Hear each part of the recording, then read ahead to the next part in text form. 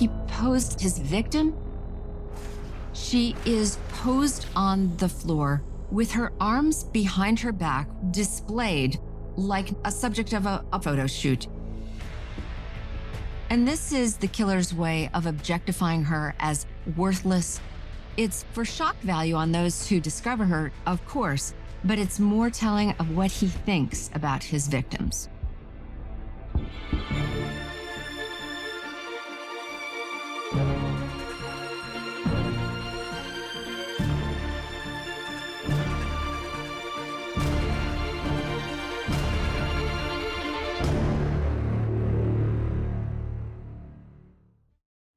Welcome to Very Scary People. I'm Donnie Wahlberg. Serial killer Rodney Alcala was a charming monster. His good looks and winning smile hid his true nature. He was a psychopath. He selected his victims carefully. Beautiful, vulnerable, young women and girls. Even children were not safe. An aspiring photographer, he sometimes posed his dead victims after torturing and raping them. In a chilling testament to his charisma, Alcala was chosen to be a contestant on the popular TV show The Dating Game, where he would compete against other eligible bachelors for the affections of a pretty bachelorette. Will he be the winner who gets to take her on a dream date?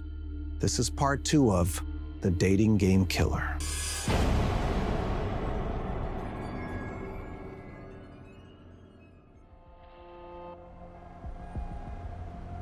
(1977) was just really a terrible, terrible year in New York City.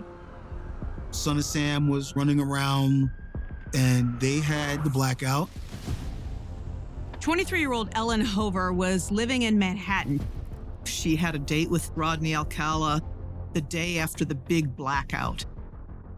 When her parents didn't get her nightly call, they called the police to do a welfare check. She wasn't there. However, her calendar was open, and on July 15th, written right there, John Berger, photographer. John Berger was an alias for Rodney Alcala. The FBI did interview him in connection with Ellen Hover. He said he had been on a date with her, but brought her back. And that was all he knew. That was it. They had to drop it at that point. They hired private detectives. She just vanished. Cornelia Crilly was a TWA flight attendant. She was quite beautiful, smart, very popular amongst her friends. She was murdered. And under her body is an envelope with a fingerprint. One of the injuries was a bite mark on her breast. Rodney Alcala is a dangerous predator, and he was purposefully moving around Los Angeles, New York, and places in between, looking for people to target. Rodney Alcala is the main suspect in the rape and abduction of 8-year-old Tali Shapiro. Rodney escaped, and he's on the run. I knew that we had not heard the last of him.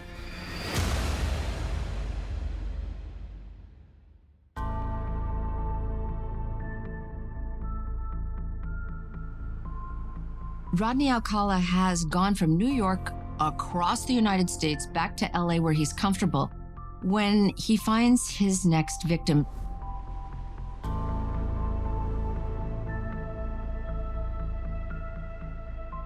Georgia Wickstead was a 27-year-old nurse. She had recently moved out of her house and on her own in Malibu. She was supposed to pick up a friend on the way to work, and she never showed up. Law enforcement did a welfare check and found that there was evidence of forced entry into her apartment. The screen had been removed from her window, and a box had been moved over so that somebody could step up. Her apartment was in complete disarray, blood everywhere on her bed, the walls, the floor, the bed sheets. She was completely naked. She had been brutally assaulted. Georgia was found in this posed position.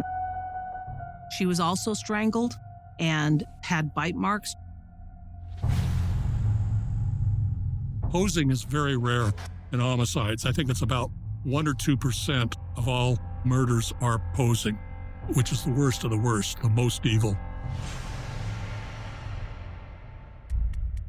After 2 brutal murders, just 4 weeks apart, Alcala doesn't strike again for 6 months.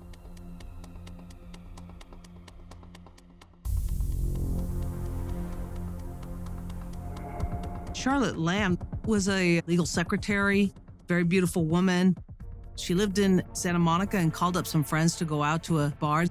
Her friends were not able to go with her, but her car was parked in a location she had intended on visiting.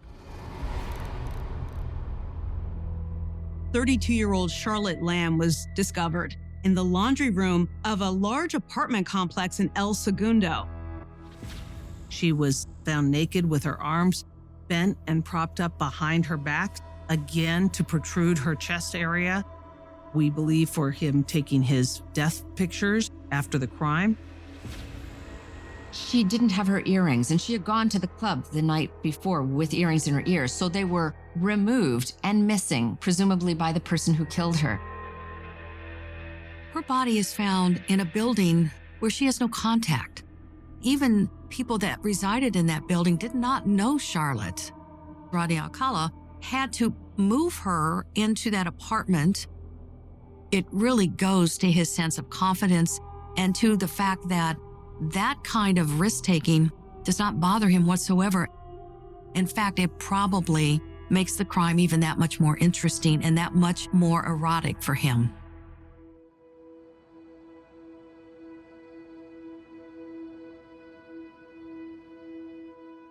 My mother called and said, the worst has happened.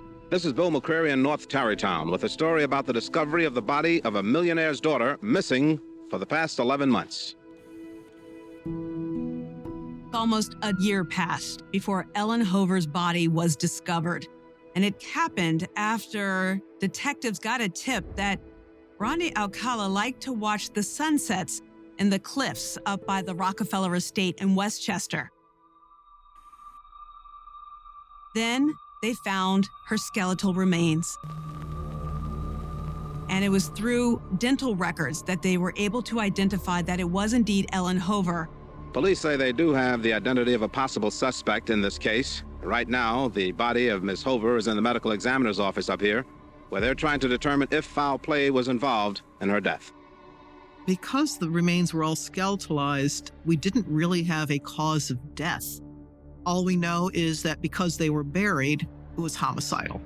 People don't die and bury themselves.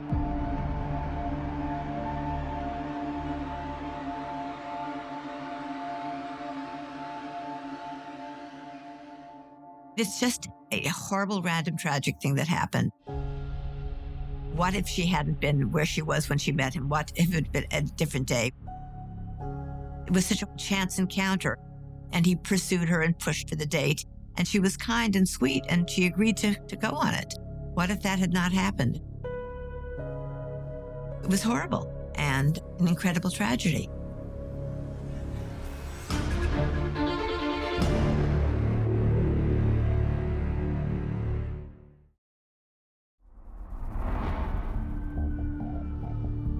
During the 1970s, there were so many serial killers. Everyone was running around scared of serial killers. There seemed to be an endless amount of them.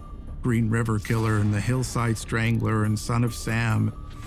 There seemed to be no end.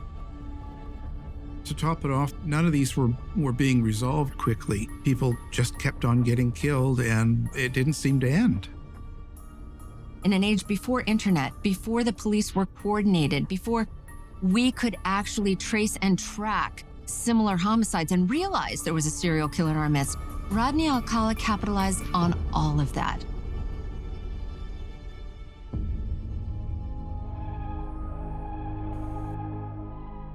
Shortly after Charlotte Lamb's murder, Rodney Alcala was filmed as a contestant on The Dating Game. From Hollywood, the dating capital of the world, it's The Dating Game. Dating Game was, back in the 70s, a popular game show. You had 3 single guys behind this partition, and the eligible bachelorette would ask questions without seeing them. And after a series of questions, she would decide which bachelor she would go out with. Thank you very much. Thank you. Thank you. In 1978, on a Saturday afternoon, Rodney came in.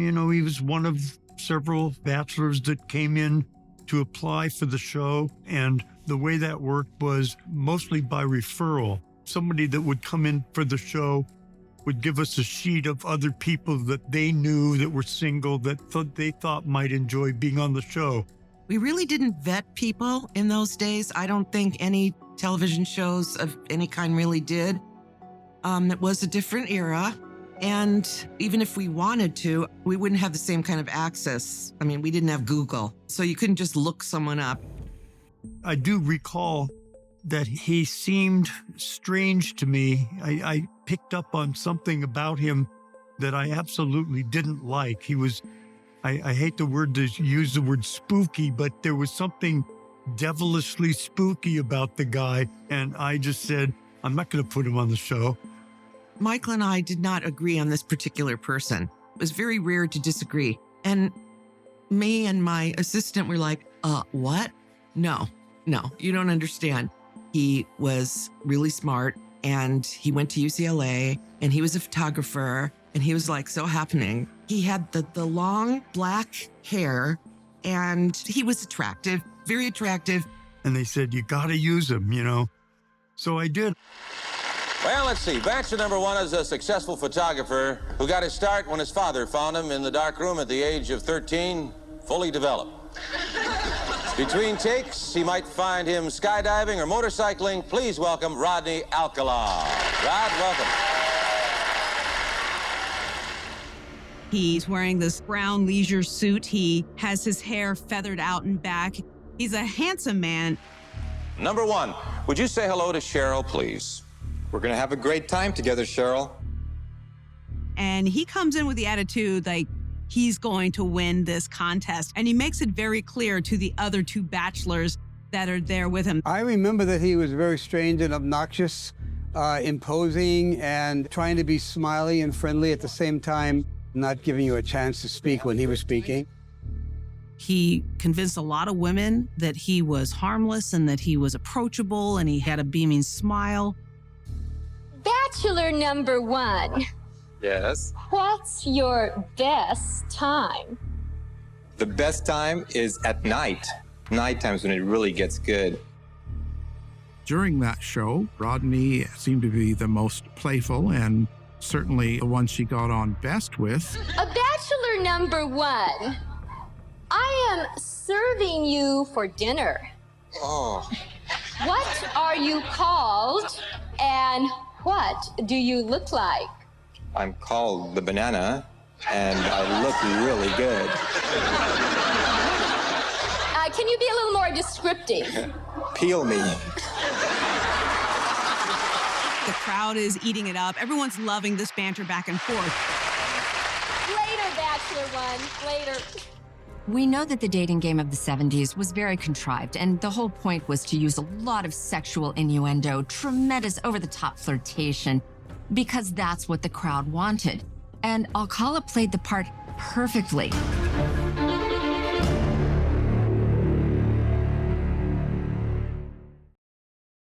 Number 1, would you say hello to Cheryl, please? We're going to have a great time together, Cheryl. Alcala is a master manipulator, and he does this by role-playing. And by going on the dating game, remember the cat and mouse that he does with the cops? He's now doing it with the audience. I'm a drama teacher, and I'm going to audition each of you for my private class. Bachelor number 1. You're a dirty old man. Take it. Oh, come on, over here. Oh, honey, we ought to go out and boogie. Rodney James Alcala is one of the most dangerous types of serial killers you could come across, in the sense that he's good looking, he's articulate, charming, high IQ, intelligent, able to manipulate almost anybody about anything. I'm called the banana, and I look really good.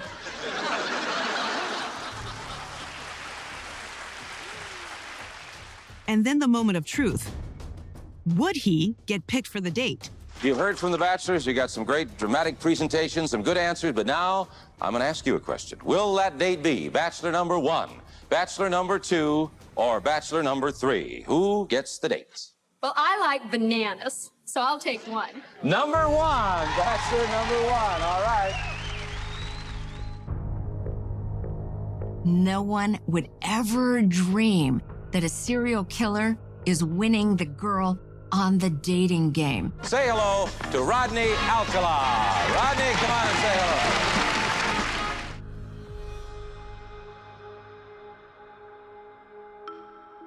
But during the commercial break, when they were together, she got, as she said, very creepy vibes from him. She felt very uncomfortable.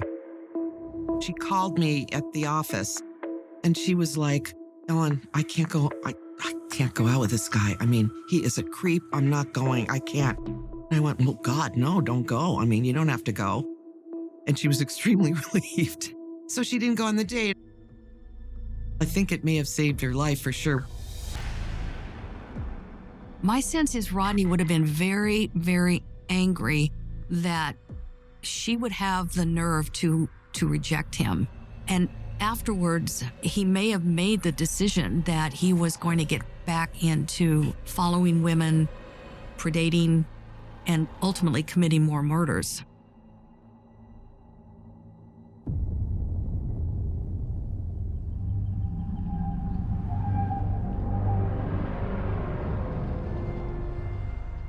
In February of 1979, Alcala picked up a 15-year-old hitchhiker, Monique Hoyt. He ended up taking her about 75 miles outside of Los Angeles and took her out to a wooded area. He asked her to pose for some photographs. She agreed.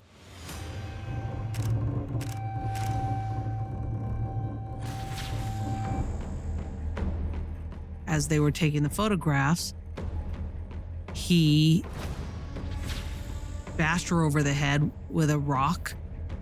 She woke up with her hands and feet bound. He beat her, he sexually assaulted her, raped her, and strangled her. She went unconscious, but eventually she woke up.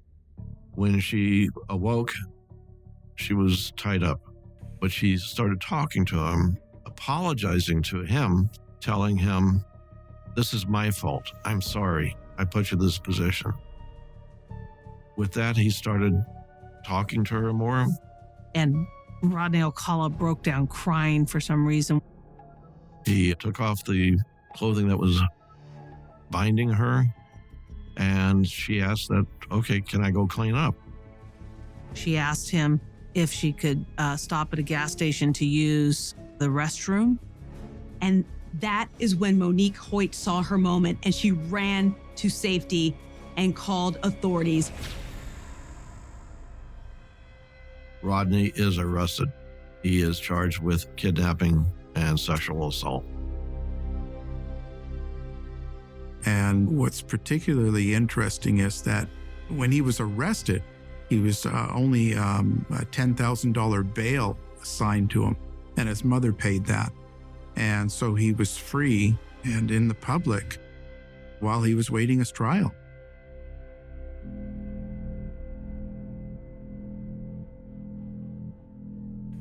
After Monique Hoyt, his cooling off period is 4 months before the murder of Jill Parento. She was found naked, strangled, sexually assaulted. Police learned that prior to her murder, she had actually been in a pub where she and a friend had met up with Rodney Alcala. He definitely wanted Jill. And so he's willing to take the extra risk of going to her home. When you see an offender do that, that tells me as a profiler that that is the victim that he wants. He's taking the extra risk to get that victim No other victim is going to satisfy him at that point.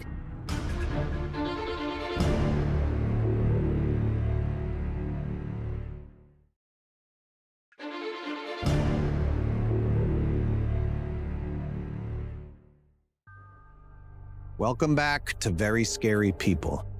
Rodney Alcala has left a trail of dead bodies in New York and California and successfully eluded the police. But he is losing control. It's not a matter of if he will kill again. It's a matter of when. In the late 70s, Huntington Beach is a surf capital. Everybody allowed their kids to go to the beach. They could ride their bicycles, they could take the bus, ride their skateboards.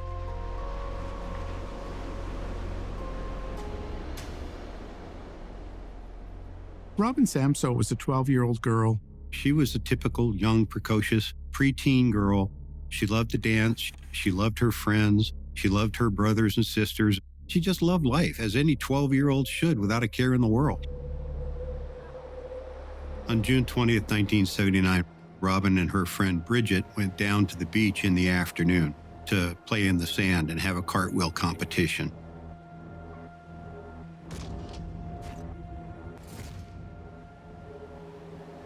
While at the beach, they were approached by a man with curly hair who had a camera and wanted to take their pictures. They were a little bit reluctant. He was saying that he was a photographer and he wanted to take their photographs and enter into a photo contest. And if they won, he could get some money and he would be willing to share it. He was taking their pictures, and all of a sudden, out of the blue, a neighbor approached them to see if everything was okay. When she approached, the photographer turned his face away from them and then walked off in a quick fashion. He approached two 12-year-old girls. Who does that? It's just as creepy in 1979 as it would be today. Shortly after that, Robin was supposed to be at her ballet class at 4 o'clock. So Bridget suggested Robin take her bicycle to get to the ballet class quicker. And then Robin left and went on her way. A few hours later, the ballet studio called Robin's mother and said, "Why didn't she show up?" And of course, then right away they knew there's something wrong and called the police. Robin was missing. Huntington Beach did an extraordinary job on the investigation. They tracked down the people on the beach. They tracked down the woman who had seen this photographer approaching these two girls. Her friend Bridget met with a sketch artist and had a composite drawn of the person that she talked to. That composite was put out, and a parole officer called the Huntington Beach Police Department and said that looked like a former parolee of his, Rodney Alcala. At that time, detectives found out who Alcala was, obtained his photograph, which bore a striking resemblance to the composite. Shortly after, the investigator in the case goes home and is watching TV, and the dating game episode from the summer before is now airing on his television. Good luck, gentlemen. Jim Lang from the dating game introduces bachelor number one. Please welcome Rodney Alcala. Rod, welcome. The detective immediately started calling the police department, trying to get a hold of the sergeants and supervisors to let them know that he had just seen Rodney Alcala on TV. And then the FBI called us, Chuck Barris Productions, and wanted to know all about him. So they came to the office, and that's really when we found out what we were even dealing with. And we sat down with them and gave them a copy of the form that he had filled out. The show was instrumental in having identified him to the police. The best time is at night.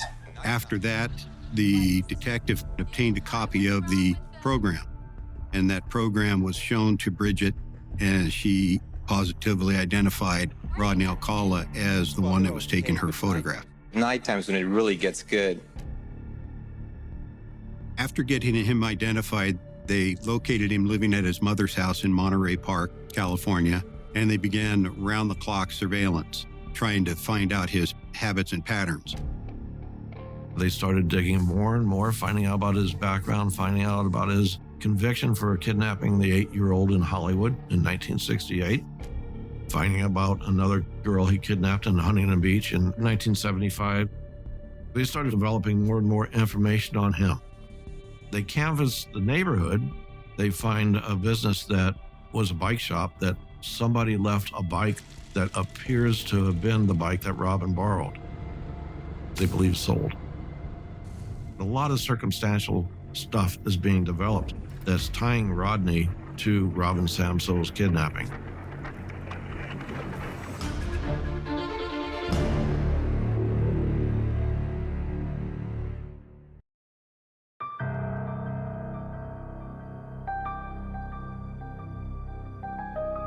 "12 days after her disappearance, Robin's body is found up in the area of Sierra Madre. There had been a lot of animal activity and decomposition. There wasn't much left. She was pretty skeletal. There was some hair. It was to the point where they could only identify her through her dental records.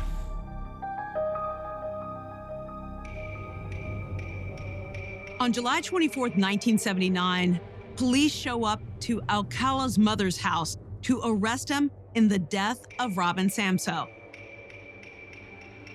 He was arrested and taken to the Huntington Beach Police Department for interview.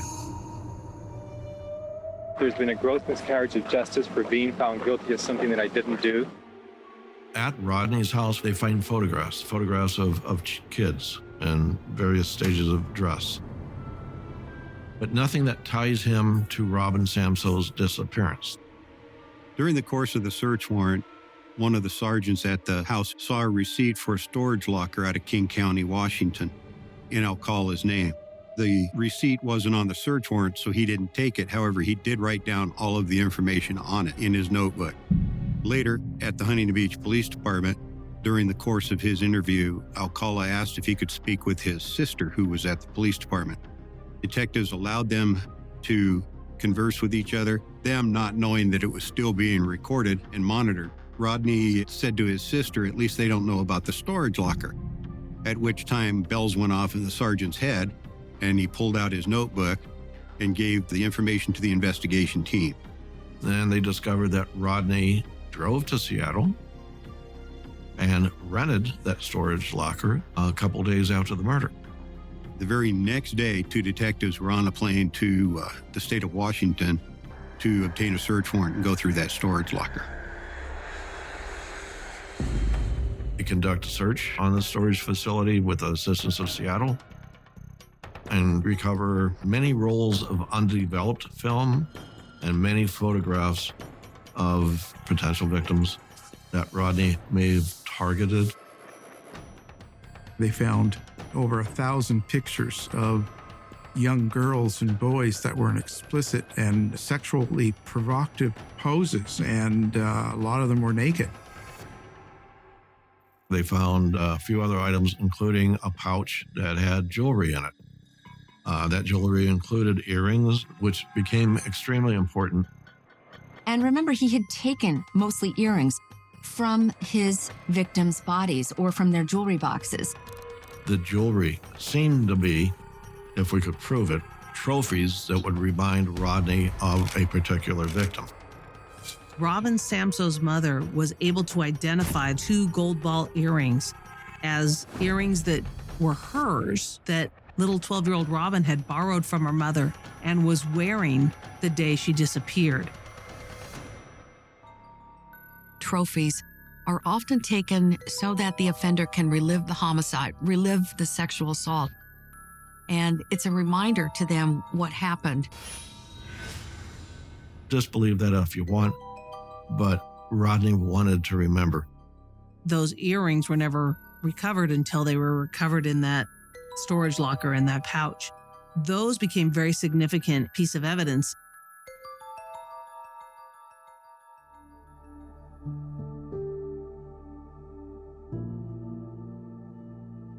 Nearly a year after Robin Samso was found murdered, Rodney Alcala went on trial and every seat in the courthouse was taken. Two mothers in the gallery, one of whom is Rodney Alcala's mother, holding her rosary beads. The other mother is Marianne Frazier. She's Robin's mother, and she's holding her handbag on her lap with her hand inside, and that hand is clutching a gun. She is ready to pull that gun out, point it at Rodney Alcala, and pull the trigger so that he can never do this to another child ever again. At one point, she began to reach in her purse, and she felt Robin's hand touch hers and could smell Robin's shampoo and knew that it wasn't right and that Robin wouldn't want it. The trial lasted 2.5 months. And on April 30th, the jury reached a decision. They came with a verdict of guilty. And in the penalty phase, they sentenced him to death. I think that his strategy has been the classic witch hunt strategy, and I think the case will be reversed on appeal. Will Rodney Alcala ever be put to death in your estimation? Not if I can have anything to do with it.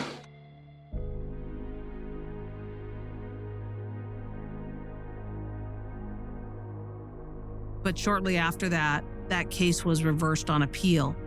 In 1984, the California Supreme Court overturned the conviction in Alcala's case because they argued that the trial judge should not have allowed for the jury to hear about his previous child rape and kidnapping convictions.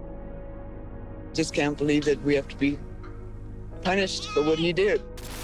He's got nothing to do but gain.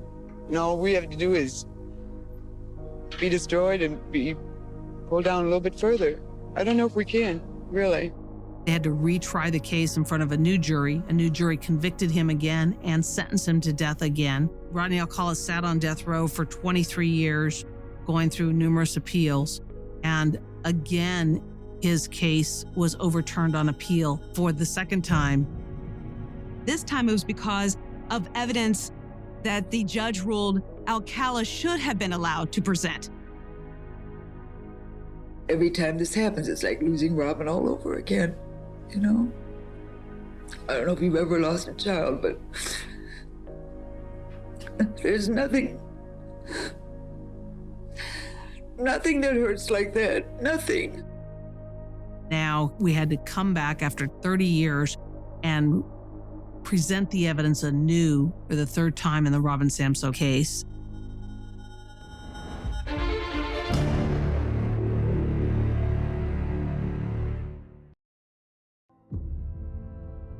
While Rodney Alcala was awaiting his third trial in the Robin Samsoe case, forensic science began gaining on him. Police in California and New York were looking into cold cases during the time that Alcala was active in the 1970s. When we were looking at the Hoover and Crilly homicides, and we were going through the boxes, John Berger's name popped up in there, and we're like, who's this guy? Why would they talk to him? And then we looked into him, and we knew his name was really Rodney Alcala. What we had that was the most probative was the fingerprint for Miss Crilly's murder on that letter. We also had bite mark evidence from her breast. Detectives actually visited Rodney Alcala in prison just so that they could obtain his dental impression for comparison. The dentist, he was able to match up her bite marks to that imprint exactly. We also had gotten a fingerprint card from them of his prints. And the very good latent print examiner detective told us, hey, that's your guy, that's his print, that's on that envelope. With Miss Hoover, we really had no evidence other than what was in her apartment. They knew that in her calendar, she had written down John Berger, photographer. At this point, they also now know that John Berger was Rodney Alcala. There were other people that were interviewed that put him in place, even in 77, that put him with Miss Hoover. So we're just connecting the dots. While authorities in New York were building their case, the third trial for Robin Samso's murder was ramping up in California, and prosecutors were about to have their own breakthrough. When Matt Murphy and I were preparing to try the Robin Samso case for the third time, DNA technology caught up with Rodney Alcala's crimes. Thanks to the DNA forensic technology advancements, Rodney Alcala was attached to 4 other murders. We've started one by one analyzing each of those murder cases and showing that Rodney Alcala's semen was found inside the bodies of each of the LA victims of Georgia Wickstead, Jill Barkham, and Charlotte Lamb. Jill Parenteau, we had his connection to the basic serology blood. So we believed that Rodney Alcala was a serial killer. Rodney Alcala ended up being indicted and tried of all 5 murders at the same time.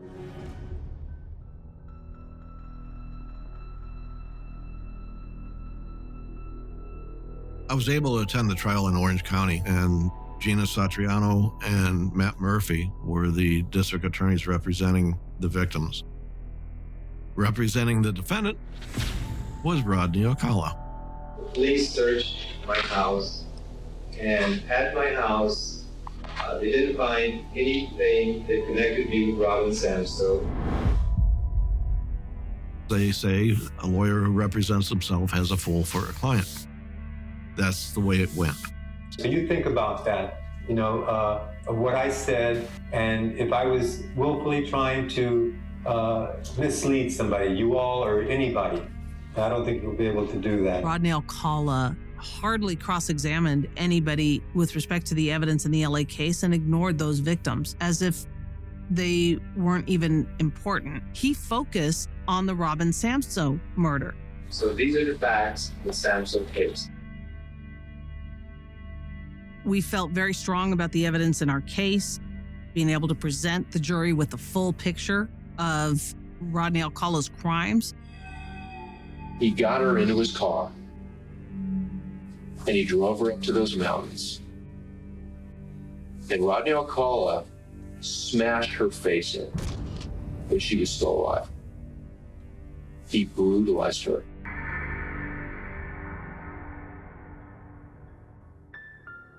In closing arguments, District Attorney Murphy painted a picture of a man with no soul, and he asked the jury to do the right thing. Robin Samso's day in court is today. You make sure that he is held responsible for what happened to that little girl.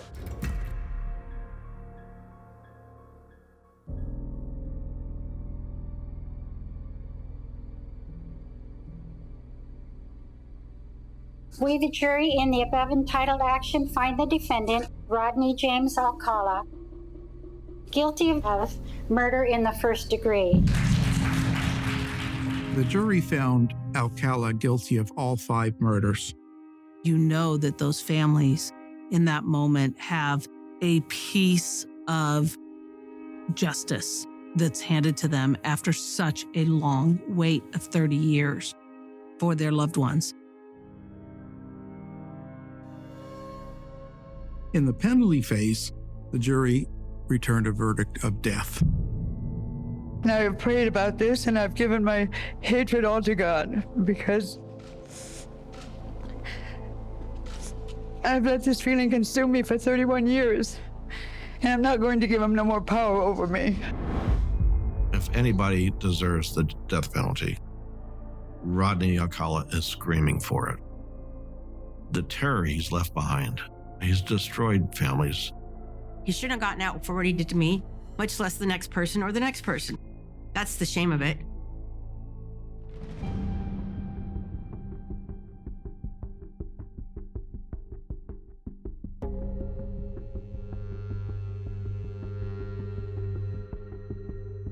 When he offered to plead guilty at 25 to life on both cases, we were thrilled. And no matter what happened in California, this plea would stand forever. Shocking photos from a dating game killer's picture book. They were discovered in a storage facility he had. These are some of them. The question is, do they point the way to more of his victims? Shortly after the trial concluded, the Huntington Beach Police Department released 110 photographs that were taken out of the thousands that Alcala had in his storage locker. They decided to release them because there was hope that family members might see somebody who had gone missing and never seen again that might lead to more homicide cases. Making those photos public is huge. If anyone can put something together and have closure for a family, that would be amazing. I'd come out on the other side of it and I was blessed, but there were so many other people suffering. On the Cold Case Squad, we feel the dead person should not be forgotten. Their family should not be forgotten. I'm like, we got them, and you can rest now. Lack of evidence allowed Alcala to elude prosecution on several cases, but detectives refused to give up. Finally, with the advances in DNA forensics, they got their man, and they're still closing cases. In 2016, Rodney Alcala was charged with the 1977 murder of Christine Thornton. She was one of the women identified in his photo collection. He's also been named a suspect in unsolved murders in several states. Investigators believe Alcala may have murdered more than 100 victims across the United States. I'm Donnie Wahlberg. Thanks for watching. Good night.